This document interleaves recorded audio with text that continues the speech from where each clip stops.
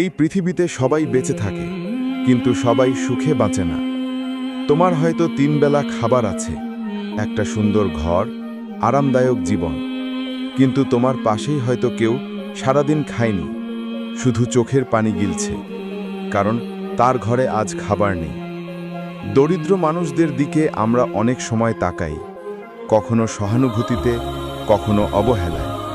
কিন্তু ভাই, তুমি কি জানো তাদের কষ্ট আসলে তোমার পরীক্ষাও? আল্লাহ আমাদের সবাইকে পরীক্ষা নিচ্ছেন।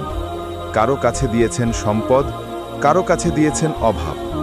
যার হাতে আছে দান করার সুযোগ, সে যদি না দেয় তাহলে সে আসলে নিজের ঈমানের পরীক্ষা হারাচ্ছে।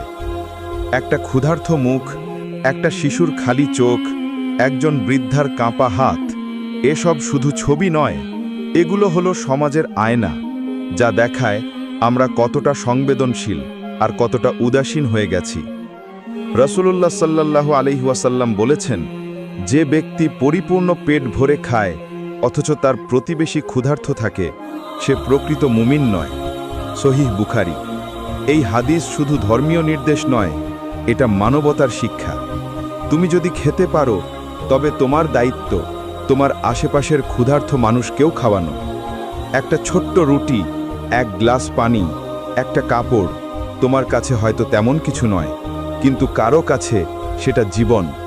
তোমার দেওয়া এক টুকরো খাবার কোনো শিশুর মুখে হাসি ফোটাতে পারে। তোমার একবার সাহায্য কোনো পরিবারের জন্য নতুন আশা হতে পারে। আজকাল মানুষ ভাবে, আমারও তো অনেক সমস্যা। হ্যাঁ ভাই, সমস্যা সবারই আছে, কিন্তু মনে রেখো, তোমার সমস্যার মধ্যেও আল্লাহ কাউকে হাসি দেবার ক্ষমতা দিয়েছেন। আর তুমি যদি সেই হাসিটা কারো মুখে তুলে দিতে পারো, তাহলে আল্লাহ তোমার জীবনেও বরকত দেবেন। একবার ভাবো, তুমি যখন দান করো, তুমি আসলে কারো প্রতি দয়া করছো না, বরং তুমি নিজের অন্তরকে পরিশুদ্ধ করছো। আল্লাহ বলেন, তুমি যা দান করো তা কখনোই বৃথা যায় না। সূরা আল বাকারা।